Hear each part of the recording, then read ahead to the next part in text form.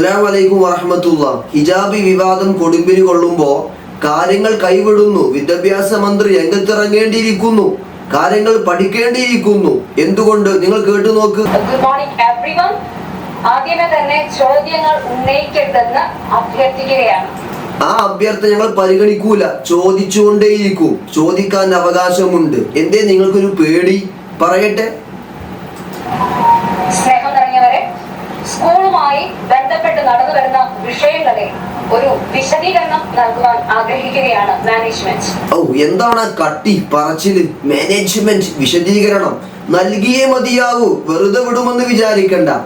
അവസാനം ആ കുട്ടി പഠനം ഉപേക്ഷിക്കേണ്ടി വന്നു. എന്തേ കാരണം? ആ കുട്ടിയുടെ രക്ഷിതാവ് പറയട്ടെ.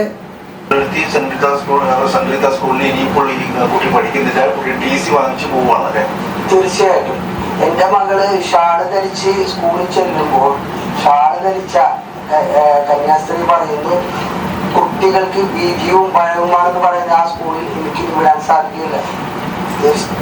കേട്ടല്ലോ, ഷാള് ധരിച്ചു പോകുമ്പോ കുട്ടികൾക്ക് പേടിയാണ്. വൈരുദ്ധ്യം എന്താണ്? പറയുന്ന അധ്യാപിക ഷാള് ധരിച്ചിട്ടുണ്ട്. ചോദിക്കേണ്ട സഹോദരങ്ങൾ, ഈ അധ്യാപിക സ്കൂൾ പഠിക്കുന്ന സമയത്ത് ഷാള് ധരിച്ചു പോയതല്ലേ?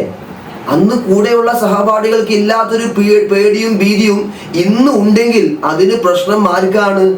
ഈ അധ്യാപിക വേഷം ധരിച്ച, ശിരോവസ്ത്രം ധരിച്ച നിങ്ങളെ മനസ്സ് മലീമസമായി പോയെന്ന് ഞങ്ങൾ ചോദിക്കും, ചോദിച്ചുകൊണ്ടേയിരിക്കും.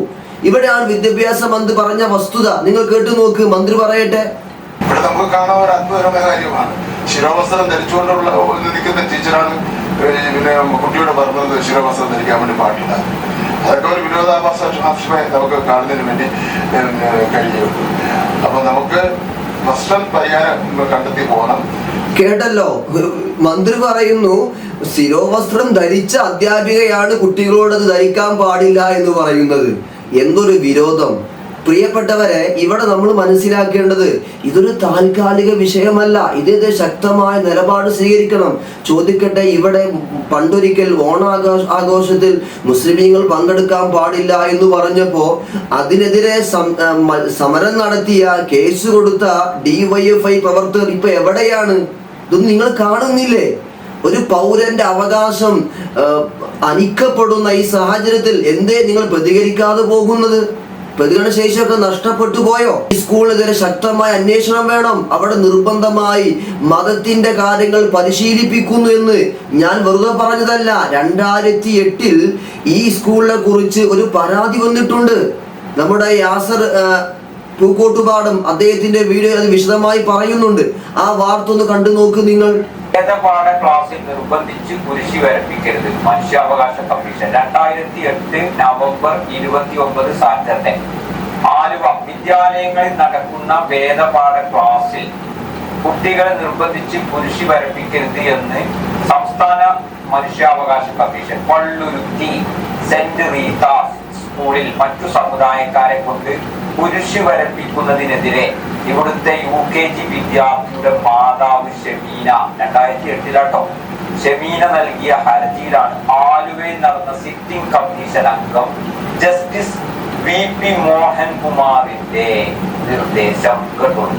വേദപാഠ ക്ലാസ്സിൽ കുരിശ് വരക്കാൻ പറയാറുണ്ട് എന്ന് സ്കൂളിലെ പ്രിൻസിപ്പളും മാനേജറും കമ്മീഷന് മുമ്പിൽ വെളിപ്പെടുത്തൽ. ഒന്ന് ആലോചിച്ചു നോക്കും. എത്ര മതവിഭാഗങ്ങൾ പഠിക്കുന്ന മേൽനോട്ടത്തിലുള്ള ഒരു സ്കൂളിൽ സംഭവിക്കുന്ന ഒരു വിഷയമാണ്.